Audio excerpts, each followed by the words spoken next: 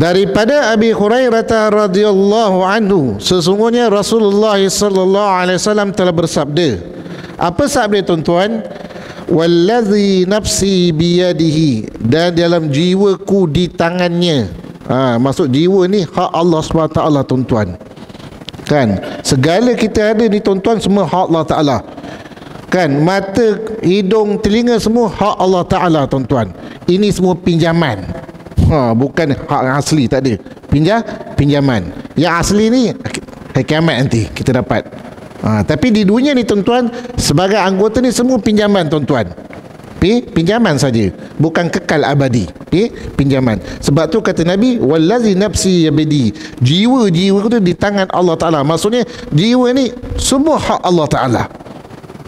Bukan hak orang lain, kan? Hak Allah Taala. Laqad hamamtu an amaru bihatabin fayukhtatabah, dan sesungguhnya aku berazam, aku berniat, kata Nabi, aku berniat amaru bihatabin, aku berniat aku nak kumpulkan semua kayu-kayu ni, kata Nabi. Kayu-kayu bakar ni, fayukhtatabah, nak kumpulkan banyak-banyak kayu ni. Apa untuk dibuat? Kenapa Nabi ada niat ni? Dia niatnya sebab tu dia kata hamamtu, iaitu azam tu wa qasadtu. Aku niat Nabi ni, aku nak kumpul semua kayu-kayu api ni. Ambil kayu-kayu api ni, thumma amaru bisolati fayu'adzana laha, kemudian aku menyuruh orang untuk solat bersemayang dan azan. Nabi suruh dan niat qasadtu wa azamtu. Okey, azan, lepas tu nak suruh solat untuk sembayang.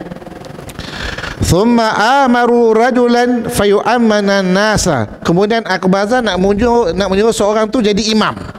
Okey, kau jadi imam.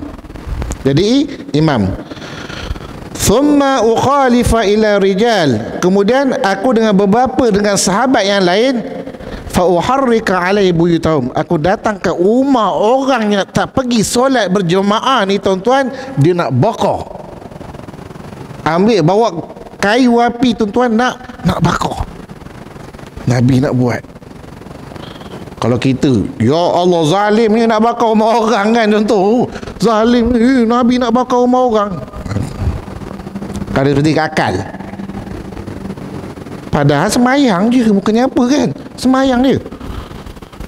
Tapi nak menunjukkan dalam hadisnya, tuan-tuan, Nabi qasadtu wa azamtu, niat saja, bukan buat betul-betul. Sampai Nabi nak buat, nak kumpul kayu api banyak-banyak ni, pergi rumah orang tak solat berjemaah ni, yang tak selalu solat berjemaah ni, bakar rumah dia.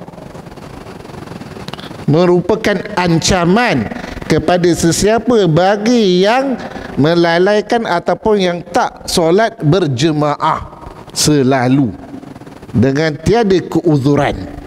Maksudnya dekat rumah relax, tengok TV relax, orang azan dengar, tak ada gigi, kan, contoh. Tu maksudnya. Maksudnya dia tak ada keuzuran. Sakit tak ada, sihat walafiat, kan. Kerja tak ada, kan, tak ada kesibukan, tak ada, semua tak ada, kan. Kerja balik awal, contoh, kan, free, kan, masuk tu free. Pergilah, tuan-tuan, masjid. Pergi ke masjid. Lain kalau kesibukan tu lain cerita, kan, yang tak dapat dielakkan tu lain cerita. Tetapi nak ceritakan zaman para salafus salih, tuan-tuan, bila solat berjemaah, kerja tak kerja ditinggalkan, pergi solat berjemaah dulu. Tu bezanya keimanan kita, tuan-tuan, zaman sekarang dengan zaman para sahabat. Jauh bezanya keimanan. Kalau mungkin kita sibuk kerja, kan, pejabat, tu tak apa, kan, kesibukan tu dia. Jadi nak cerita, tuan-tuan, dalam hadis ni macam sampai Nabi nak bakar rumah orang yang tak solat berjemaah, tuan-tuan. Pada masa tu nak menunjukkan, tuan, apa-apa, memang orang munafik betul ketika tu. Memang dia tak solat berjemaah. Depan baik, kan, contoh, kan, kemain, Rasul Islam, tapi solat berjemaah tak ada kesatuan, tak ada tu. Sebab tu asyik bergaduh je, dengki, kan. Sebab tu nak menceritakan, ada contohnya memang munafik yang khalis, memang munafik pada zaman tu, kan, sehingga Nabi nak bakar rumah dia bagi sesiapa yang tak solat berjemaah, bagi solat yang berjemaah. Sebab tu daripada pengajaran hadis ini mengatakan bahawa taghlizu ala man taraka solat jamaah min ghairi uzrin, satu perkara yang buruk, yang tak baik bagi siapa yang meninggalkan solat berjemaah yang tanpa ada keuzuran, tanpa ada sebab. Itu dia kan. Ibarat kalau kita kerja tuan-tuan, cuba ponteng, potong gaji, baru tahu. Sebulan tak kerja, ponteng ke, tak dapat gaji langsung.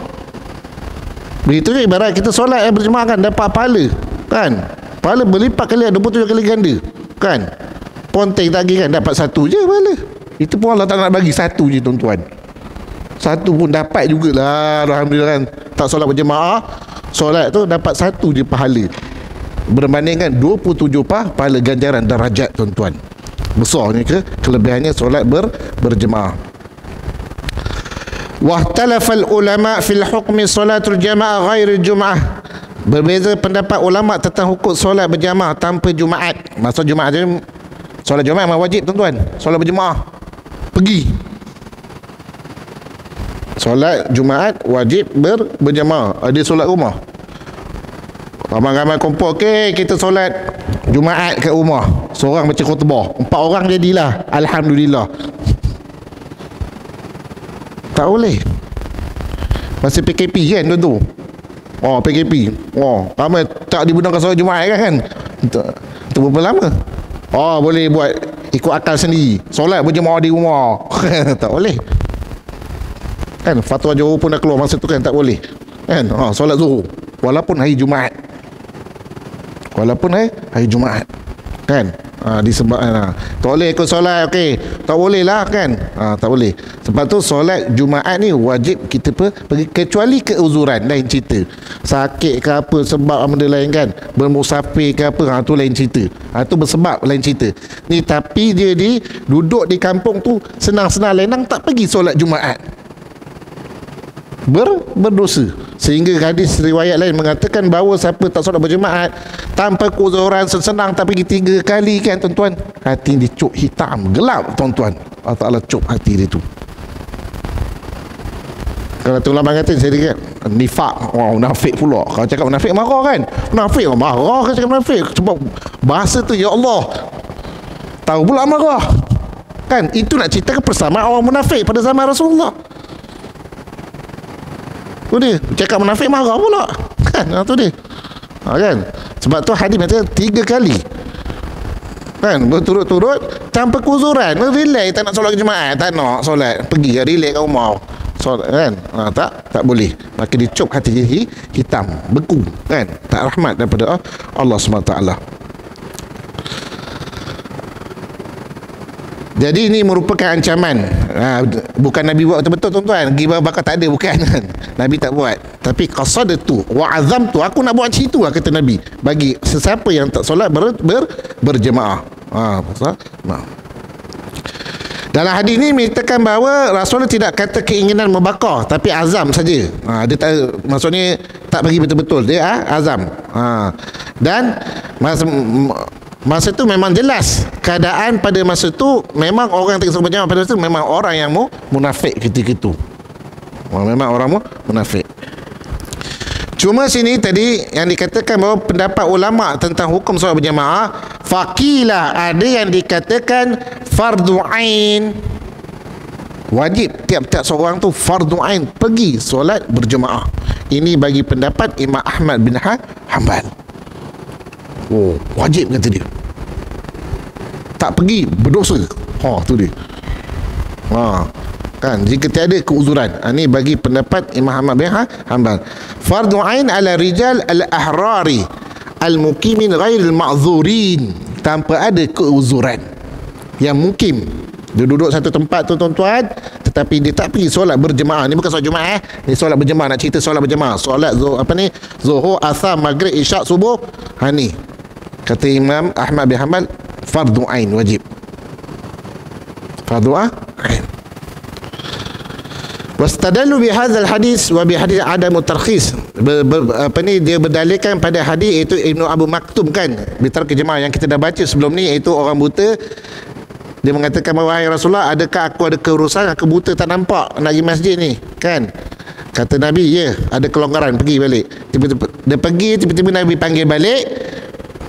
Wahai Ibn Maktum, adakah kau dengar azan ke tak? Dengar. Wajib kau pergi. Itu bagi pendapat Imam Ahmad bin Hanbal. Sebab tu dia katakan fardu ain bagi solat berjemaah. Itu fardu ain. Wakilah, ada yang dikatakan fardu kifayah. Fardu kifayah. Wal hadis mahmul ala munafiq alladhi kanu la ya'tul jamaah. Bersandarkan hadis yang munafik tadi kan. Jadi fardu kifayah ni itu bagi pendapat mazhab Imam Syafi'i, iaitu Imam Nawawi rahimullah mengatakan fardu kifayah itu ini yang rajih.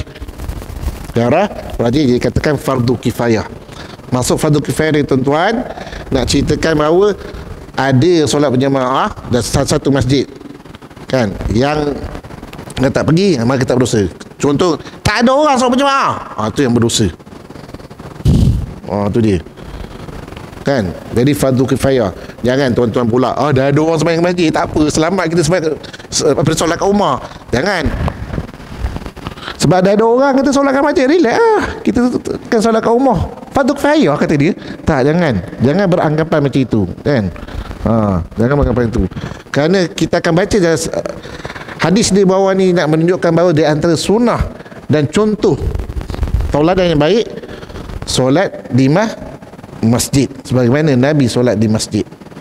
Dan riwayatkan Nabi nak bakar kan, maksudnya ihtimam, maksudnya ambil berat pentingnya solat berjemaah di masjid jika tiada keuzuran. Kalau uzur lain cerita tuan-tuan kan, nak macam mana uzur tak berjalan kan, datang pening, kepala jatuh ke susah.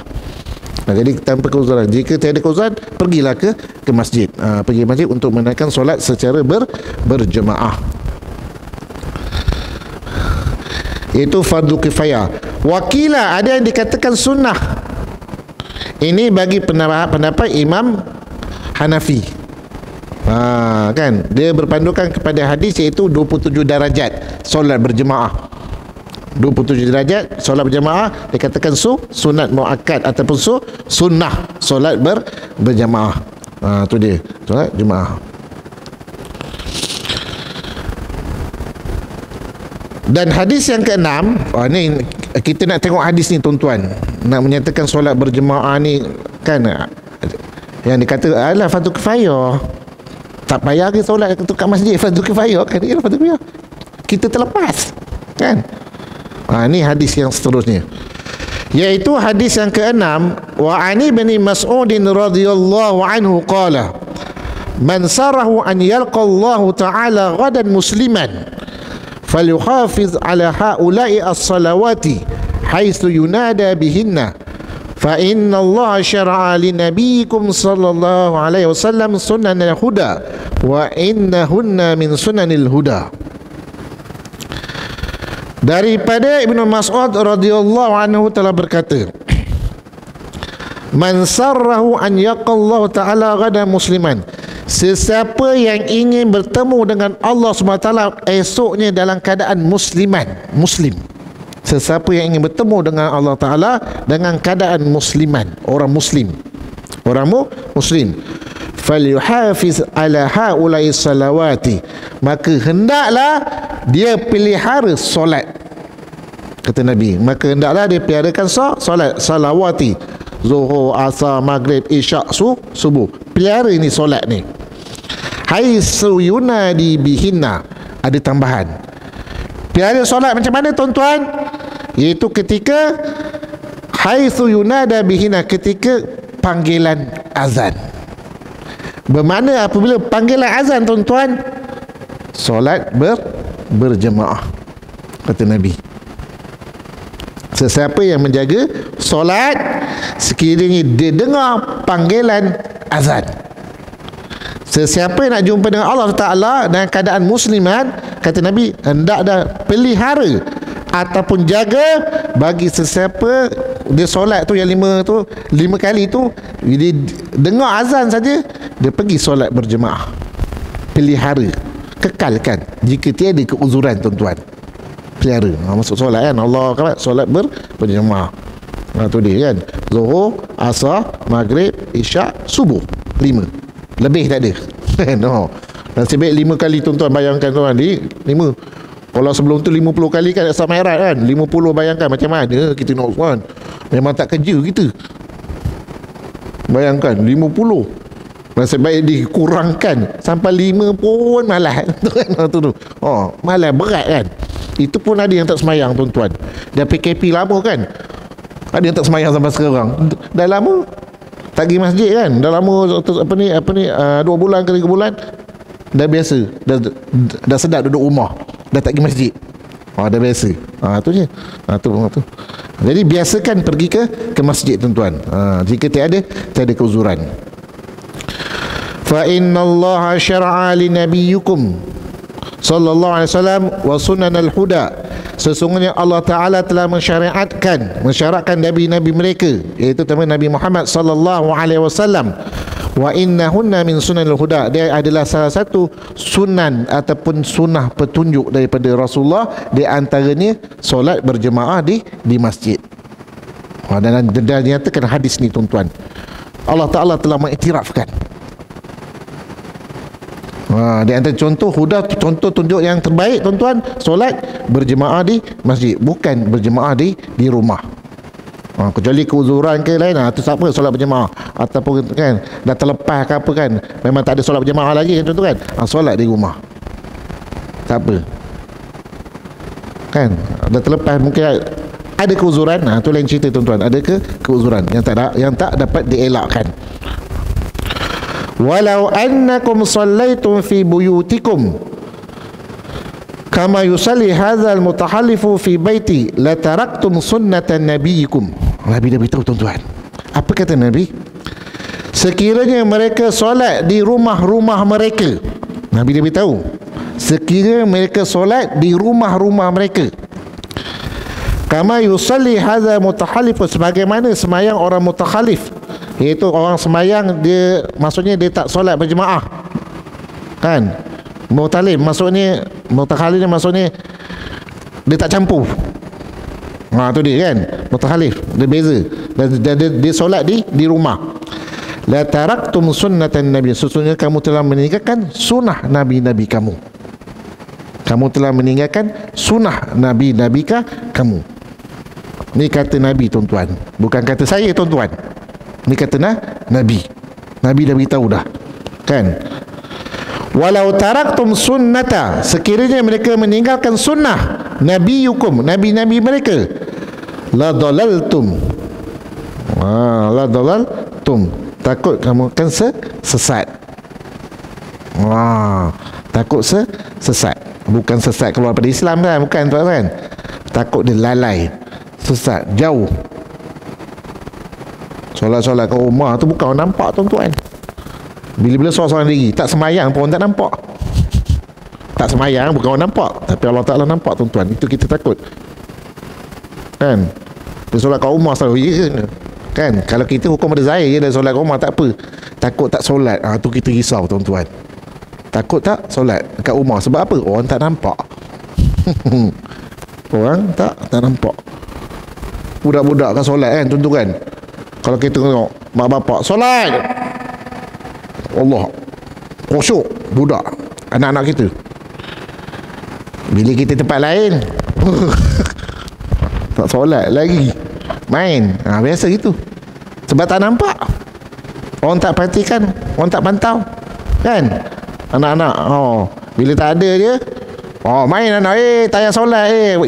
Biasalah budak-budak kan, tu tak solat. Tapi nak cerita tuan-tuan, bila tak nampak tu dia suka. Nak ceritakan dia tak solat, orang tak nampak. Cuba ada mak ada ayah kan, dah solat belum? Allah, mak ni Allah bising lah, dah solat belum? Kan anak-anak saya, dah solat belum? Allah, mak belum solat sekarang. Dah solat dah. Kadang-kadang dia mengingatkan kita pula, dah solat ke Abi? Contoh kan, dia ingatkan kita pula, Allah mak. Contoh, tu dia. Jadi satu tarbiyah ataupun didikan sebenarnya tuan-tuan. Walaqad ra'aituna ma yatakhalal anha illa al-munafiq. Di sini nak katakan kita tahu jika antara kita tinggal jemaah, melainkan orang yang tinggal tu biasanya kebiasaan orang munafik. Ni itu nak cerita biasanya orang munafik. Walaqad kana rajul yu'ti bi yuhada baina rajulaini hatta yuqami fi saffi. Pernah orang dia kata dua orang lelaki ni dia nak ke saf ni tuan-tuan, dan kadang sakit sampai memapah. Rawah Muslim, untuk dia solat berjemaah. Maksudnya dia papa dia dah duduk ke dah apa tu dah cukup lah. Nak berjalan tu sakit, tapi bila dah sampai satu tempat dia dah cukup, dah tak sakit, dia solat. Dia solat. Rawah Muslim. Dan riwayat lain pula mengatakan bahawa fi riwayatin lahu qala inna Rasulullah SAW allamana sunanul huda.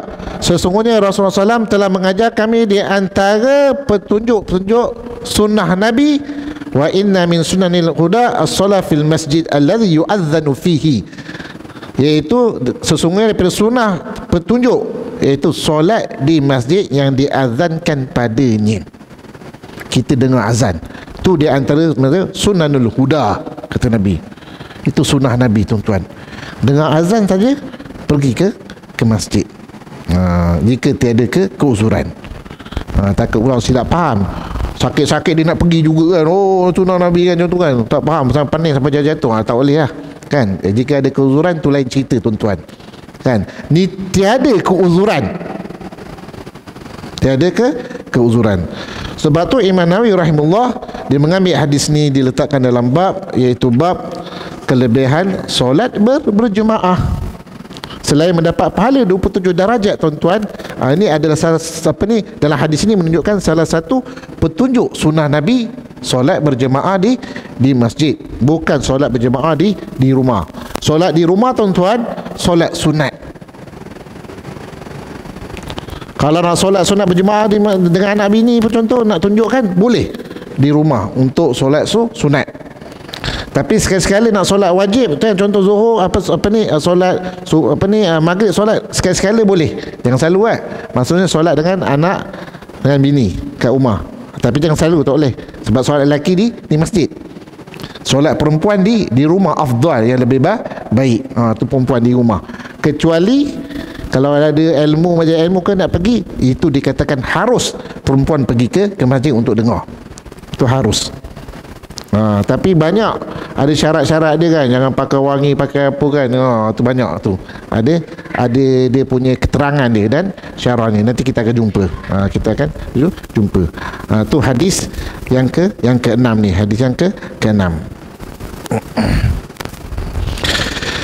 Daripada pengajaran hadis tuan-tuan, saya nak kutip dari pengajaran hadis, nak mengatakan bahawa ablagu ta'kid wal hisu 'ala al-muhadhatu 'ala al-jamaah. Dikuatkan, dianjurkan solat menjaga solat berjemaah. Dianjurkan, dikuatkan, ditakkidkan solat berjemaah. Wa tahmilu masyaqqah fi tasilah fi amakan. Sehingga mendatangkan masyaqqah, tu lain cerita, keuzuran. Wa in i'tiyadi fi tarku jemaah daiman. Sekiranya dia biasa tinggalkan jemaah, maksudnya tak solat berjemaah, dah biasa, daiman, selalu tak solat berjemaah, selalu dah biasa dah, innama huwa min akhlaqul munafik. Kata ni sesungguhnya itu daripada akhlak orang-orang munafik. Akhlak orang munafik, dah biasa tak nak solat berjemaah di masjid, dah biasa, sebulan tak pergi kan, 2 bulan tak pergi. Kata kitab ni wa min akhlaqi munafik, dia jadi orang akhlak akhlak orang munafik. Kena berhati-hati kan, akhlak munafik. Pandai ustaz cakap orang munafik apa? Dia bukannya tahu kita solat kat rumah. Ya, betul kan. Kan ni nak cerita tentang orang yang memahami hadis ni. Ada faham hadis ni tuan-tuan, daripada sunnah Nabi tuan-tuan, di antara petunjuk Nabi tuan-tuan, itu solat berjemaah di masjid. Sekurang pergilah, kalau seminggu ke, contoh seminggu 2 kali 3 kali datanglah masjid, sekurang-kurang ni solat berjemaah di masjid. Beza tuan-tuan, kalau kita solat berjemaah di masjid tuan-tuan, ya roh tu lain daripada solat jemaah di rumah. Tak sama tuan-tuan kan, rohnya lah lain, tak sama. Sebab tu Imam Nawawi rahimahullah dia mengambil hadis ni galakkan ataupun anjuran kita solat berjemaah. Sebab tu Imam Nawawi letakkan tajuk ni kelebihan solat berjemaah. Kelebihan solat berjemaah. Kadang-kadang orang ambil remeh-temeh tuan-tuan. Solat berjemaah kan remeh-temeh, dia dengar gitu je. Dia ambil remeh-temeh. Tetapi benda yang tersirat dalam hadis ni amat mendalam sekali tuan-tuan. Kalau kita faham, kalau kita menghayati, kan, kita menghayati. Sebab tu kalau tengok sirah tuan-tuan, sejarah Nabi sini tuan-tuan tengok macam mana para sahabat tuan-tuan solat berjemaah. Tengok macam mana dia menitikkan berat untuk solat berjemaah di masjid, di surau ke di mana kan. Dia menitik beratkan, terutama di masjid. Banyak kelebihan-kelebihannya solat berjemaah di masjid sebenarnya.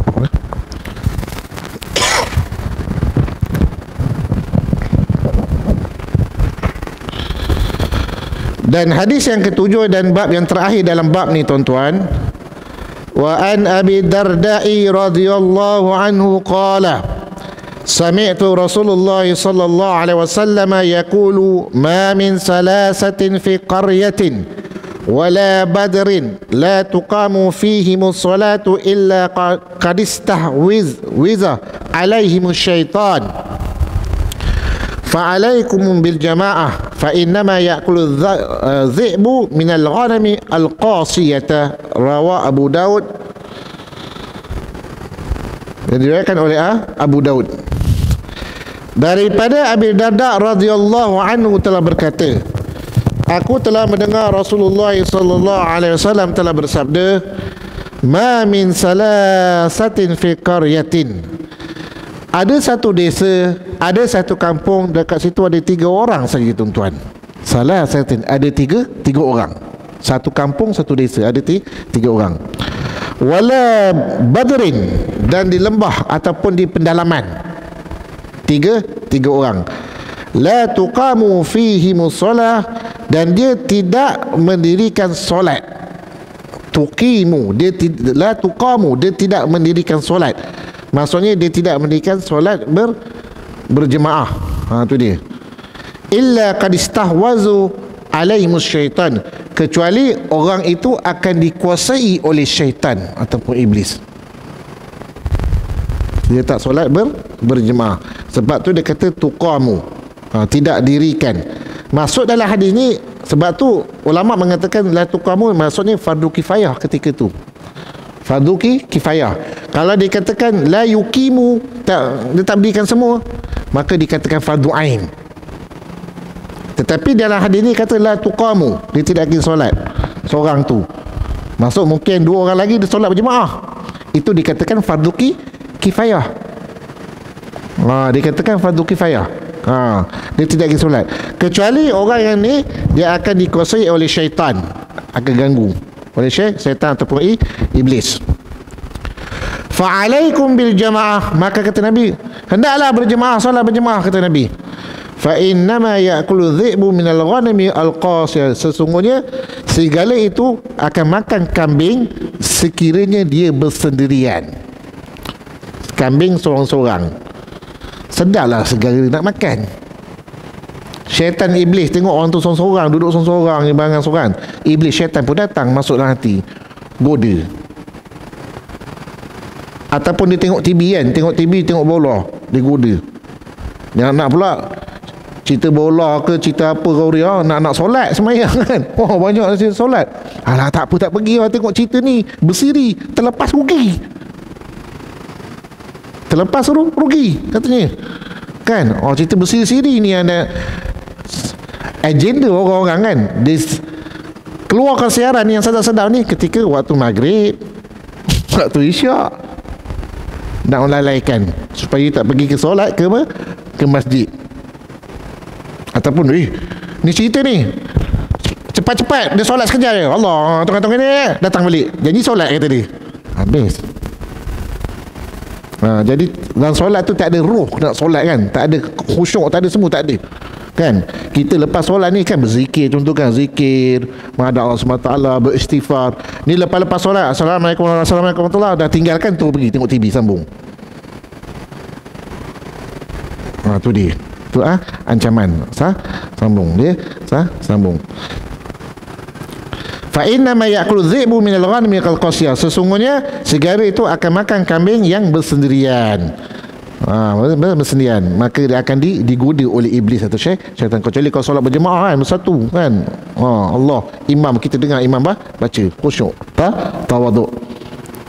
Umpama macam kambing yang ramai-ramai, susah serigala nak tangkap. Melainkan serigala seorang tu lari tempat lain, habis kena makan oleh serigala. Itu perumpamaan.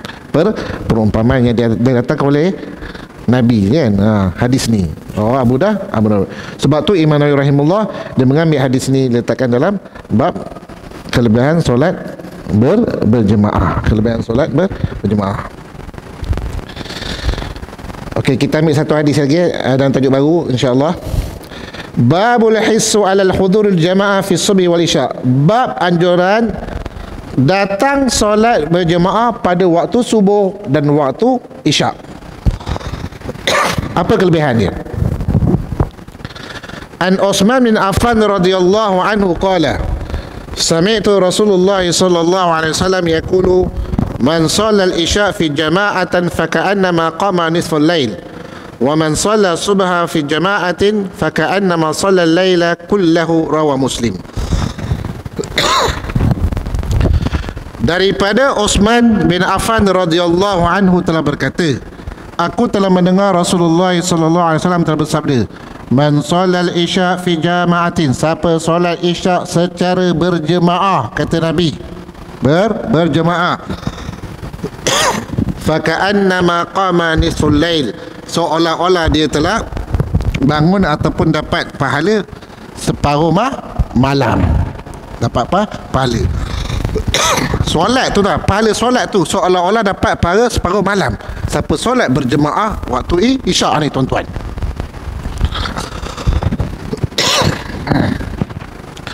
Wa man shalla subha fi jama'atin, sesiapa solat subuh berjemaah, fa ka'annama shalla laila kullahu, siapa solat solat subuh tuan-tuan berjemaah nanti yang akan datang, solat subuh nanti tuan-tuan secara berjemaah, maka seolah-olah dia telah solat pada seluruh malam, dapat pahala seluruh malam.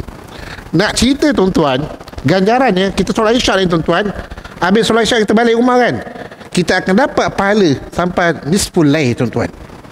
Walaupun kita tak solat,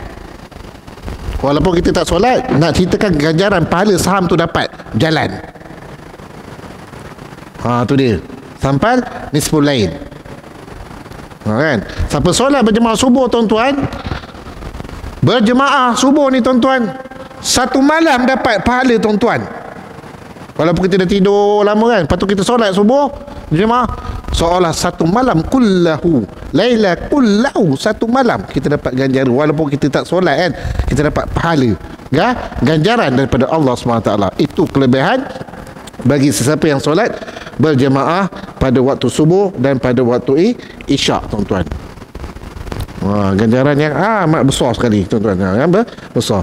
Dari riwayat Tirmizi pula, an Utsman bin Affan radhiyallahu anhu qala Rasulullah sallallahu alaihi wasallam man syahida al-isya fi jama'atin kana law qiyamu nisful lail, sesiapa yang solat isyak berjemaah maka dia dapat pahala seperti nisful lail, separuh malam tuan, pahala seolah dia solat tu sampai nisful lail, separuh tuan-tuan, dengan syarat solat berjemaah. Sebab tu penting solat berjemaah tuan-tuan, Nabi titik berat kan.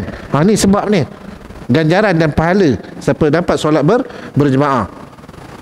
Wa man syahida al-isya wal fajr fi jama'atin kana law qiyamul lail, sesiapa yang solat isyak dan subuh secara berjemaah ka qiyamul lailata, seperti dia bangun satu malam. Ganjaran tuan-tuan, ganjaran daripada Allah SWT tuan-tuan.